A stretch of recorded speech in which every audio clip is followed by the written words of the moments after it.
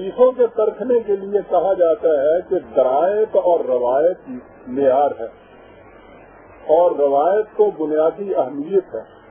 اس کا مطلب سمجھا دیں کہ یہ کیا بات ہے درائت اور روایت. یہ بات یہی ہے کہ احادیث نبی اکرم صلی اللہ علیہ وسلم نے خود مرتب کر کے قوم کو نہیں دی.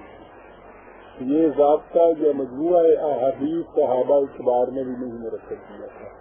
یہ حضور کی وفات کے کوئی 2-2.5 سال بعد پہلا مجموعہ جو آپ کے یہاں سب سے معتبر ترین کہلاتا ہے امام بخاری کا 256 ہجری میں ان کی وفات ہوئی تھی. انہوں نے یہ مرتب کیا بغیر کسی قسم کے ریٹن میٹیریل کے. تحریر مواد پہلے نہیں تھا. وہ اس طرح سے ہی ہے کہ میں نے سنا ہے اپنے استاد سے, اس نے سنا ہے ان سے, اس نے سنا ان سے, اس نے 250 سال میں آپ دیکھ سکتے ہیں کتنے درمیان میں آئے, کس نے کس سے سنا, یوں وہ جمع کی ہے. اب اس کے بعد یہ ہوا کہ صاحب یہ جو جمع ہوئی ہیں ان میں بہت سی اکثر یا کچھ ایسی ہیں کہ جو جن کی نسبت رسول اللہ صلی اللہ علیہ وسلم کی طرف کی نہیں جا سکتی, بڑی کمزور ہے, بڑی ضعیف ہے. بہت سی قرآن کے خلاف جاتی, بہت سی ایسی ہیں جن سے حضور کی سیرت اور صحابہ کبار کی سیرت داغدار ہو جاتی ہے. کہ صاحب یہ جو ہیں ان کو تو غلط قرار دیا جائے, آپ انہیں کیسے صحیح قرار دیتے ہیں؟ وہ کہتے ہیں کہ یہ جو انہوں نے راوی اس کے درمیان لکھے ہیں نا یہاں سے وہاں تک 250 سال کے بعد ان کے متعلق یہ تحقیق کی گئی کہ وہ قابل اعتماد آدمی تھے. وہ کیونکہ قابل اعتماد تھے اس واسطے اب یہ دیکھنے کی ضرورت نہیں ہے کہ جو انہوں نے کہا ہے وہ کیا ہے. یہ جو ہے نا کہ جو کچھ کہا ہے وہ دیکھیے کہ کیا ہے, اسے کہتے ہیں درائت. اور یہ جو ہے نا کہ نہیں دیکھنا یہ چاہیے کہ وہ جن لوگوں نے یہ بیان کیا ہے وہاں سے یہاں تک جو راوی آتے ہیں وہ دیکھیے کس قسم کے ہیں, اسے کہتے ہیں روایت. عزیزان من, میں یہ نہیں کہ ان کی خدا نہ کردہ کوئی تحقیر یا تنقید کرنا چاہتا ہوں. یہ جنہوں نے بھی یہ اتنا کام کیا ہے جو خلوص نیت سے کیا ہے اللہ کے یہاں قادر ہوگا. بلاخر انسان سے غلطیاں ہو جاتی ہیں. خود امام بخاری نے لکھا ہے کہ ان کو 6 لاکھ کے قریب احادیث ملی, اس میں سے انہوں نے قریباً کوئی 6-7 ہزار کے قریب اپنے یہاں جمع کی, باقیوں کو مسترد کر دیا. ان میں بھی تو ہو سکتا ہے کہ کچھ ایسی جمع ہو جائے, لیکن محض یہ بات کہ راضی معتبر ہونا چاہیے جو اس میں روایت ہے اس کو نہ پرکھیے. میں نے عرض کیا کہ میں کسی کی تنقید نہیں کرتا. ایک بات جو تھی ہمارے ہاں, ہمارے ایک استاد جو سنایا کرتے تھے قصہ, وہ درائت کو مانتے تھے کہ متن کو دیکھیے کیا کہتا ہے, روایت کو یہ نہ دیکھیے کہ راوی کس قسم کا ہے, یہ دیکھیے کہ وہ متن کس قسم کا ہے. تو وہ یہ بات سنایا کرتے تھے, اس دن کی اب تک یاد ہے. سمجھے کہ بیٹھے تھے بہت بڑے مولوی صاحب عالم لوگ والے, ان کے پاس ایک دوست آ کے بیٹھا ہوا, ان سے کچھ بات کہہ رہا تھا اور وہ رو رہے تھے سن اس کی بات. یہ ان کا دوست پہنچا, اس نے کہا کہ بھائی صاحب خیر ہے, کیا بات ہے آپ رو رہے ہیں؟ کہنے لگے بھائی یہ گھر سے آیا ہے اور اس نے آن کے کہا ہے کہ مولانا پچھلے ہفتے آپ کی بیوی بیوہ ہو گئی ہے.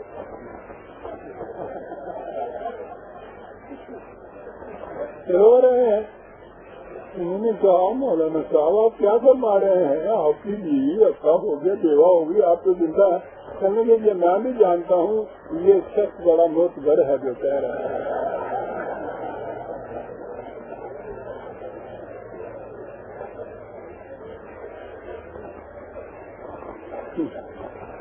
اقبال والا شوق تھا, شاعر تھا. مجھے کہا کہ پیالہ گیر میرا حلال می گوئم, پیالہ شراب کا اٹھا دے شاعری ہے, اس لیے کہ فتویٰ یہ ہے کہ شراب حلال ہے. وہ کیسے ہے؟ کہا حدیث اگر کے ضعیف راویاں سکان حدیث تو کمزور ہے لیکن راوی بڑے سچا ہے. من اصل چیز یہی ہے کہ جو کچھ اس میں کہا گیا ہے اسے پرکھ کر دیکھیے کہ اس کی نسبت نبی اکرم صلی اللہ علیہ وسلم کے شایان شان کی بھی جا سکتی ہے یا نہیں. قرآن کے خلاف تو نہیں جاتی, حضور کی شان کے خلاف نہیں جاتی. یہ پرکھ لیجیے, ورنہ یہ چیز کہ نہیں صاحب میں نہیں جانتا ہوں کہ وہ بیوہ نہیں ہو سکتی جب میں زندہ ہوں, لیکن یہ بہت موتبر ہے. یہ بات ہے جانے میرے خلاف جو کچھ یہ فتوے بھی لگ رہے ہیں وہ یہ ہے انکار حدیث. میں یہ کہتا ہوں کہ جو کچھ متن میں آپ حضور کی طرف منسوب کرتے ہیں اس کے متعلق قرآن کریم کو اگر آپ معیار قرار دے کے پرکھ لیں کہ وہ متن حضور کے شایان شان ہے یا نہیں تو فیصلہ ہو جاتا ہے. اس کے اللہ وہ کہتے ہیں کہ نہیں تھا, اس سے تو راویوں کی تنقید ہو جاتی ہے, ان کی اوپر چھوٹا پڑتا ہے. یعنی حضور نبی اکرم صلی اللہ علیہ وسلم کی ذات اقدس سے چھوٹا پڑ جائے تو کوئی بات نہیں ہے. یہ جو درجہ میں راوی آتے ہیں ان کے متعلق نہیں کہا جا سکتا کہ ان سے ہی کوئی صاحب ہو گیا ہے, نسیان ہو گئی ہے. یہ ہے عزیزوں وہ روایت اور درائت کا قصہ بھی ہے. تو کیا خیال ہے آپ اسے مان لیں گے کہ آپ واقعی آپ سے بھی بیوہ ہوگی آپ کے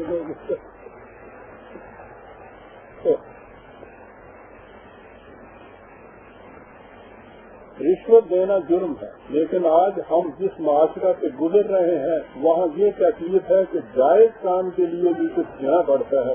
اگر ایسا نہ کیا جائے تو جائز کام بھی نہیں ہوتا. ایسے معاشرے میں گھرا ہوا انسان کیا کرے؟ اگر کوئی شخص جائز کام کے لیے بھی کچھ دے تو کیا دینے والا گناہ گار ہوگا؟ یہ چیز جو ہے نا جی کہ باطل اور غلط معاشرہ جو ہے اس کے اندر انسان صحیح پرہیزگاری کی, دیانت کی, امانت کی زندگی بسر کرنا چاہے اسے بڑی مشکلات کا سامنا ہوتا ہے. واقعی کام رک جاتے ہیں, نہیں آگے بات چلتی. یہ جو ہے نیک کی کارے فتیحہ ہے, یہ کسی مفتی سے فتویٰ لینے کی بات نہیں ہے, یہ پرویز صاحب سے بات پوچھنے کی نہیں ہے. اپنے دل سے بھی پوچھیے کہ دیانتدار ایماندار رہنے سے آپ کو یہ نقصانات اٹھانے پڑیں گے. ہے ہمت آپ کے اندر؟ ہمت ہے تو یہ کیجیے. لیکن اگر آپ یہ چاہیں کہ دیانتدار رہنے میں کوئی نقصان نہ ہو, کوئی تکلیف نہ ہو, کوئی مصیبت نہ آئے, کوئی رکاوٹ نہ آئے, تو پھر کیسے بھی مات ماری ہوئی ہے کہ بے ایمانی کرے؟ پھر تو ہر ایک ایماندار ہوگا. سوال تو یہ ہے کہ اس معیار کے مطابق, دیانت امانت کے مطابق زندگی بسر کرنے سے یہ مصیبتیں اور یہ رکاوٹیں آتی ہیں. اپنے آپ سے پوچھیے کہ آپ میں یہ ہمت ہے یا نہیں. اور میں ایک بات اس کے بعد کہوں گا کہ اگر آپ دیانتدار بن کے جیتے ہیں, اگر آپ نے اپنے اس کام کے لیے رشوت نہیں دی اور اس کے بعد نقصان ہوا ہے, اگر آپ کو اس کا افسوس ہو گیا ہے نا بعد میں کہ میں نے یہ کیا کیا, دے دیتا تو کام ہو جاتا, تو یہ بدتر گناہ ہے عزیزان مان. اگر آپ کے قلب کی یہ کیفیت ہے کہ اس کے بعد جو نقصانات ہوتے ہیں اٹھائیے اور اسے کہیے کہ یہ میرا فیصلہ تھا, میں نے ترجیح دی تھی دیانت اور امانت کو, یہ نقصانات ہونے تھے, میں سب برداشت کروں گا, میں بے ایمان نہیں بننا چاہتا, پھر کیجیے یہ جو آپ نے کرنا ہے. ورنہ اگر قدم قدم پہ آپ یہ کریں گے کہ دیانتدار بنیں گے اور بعد میں آ کے گھر میں بیٹھ کے پھر رونا شروع کر دیں گے آپ, تو یہ کوئی نیکی نہیں ہوتا.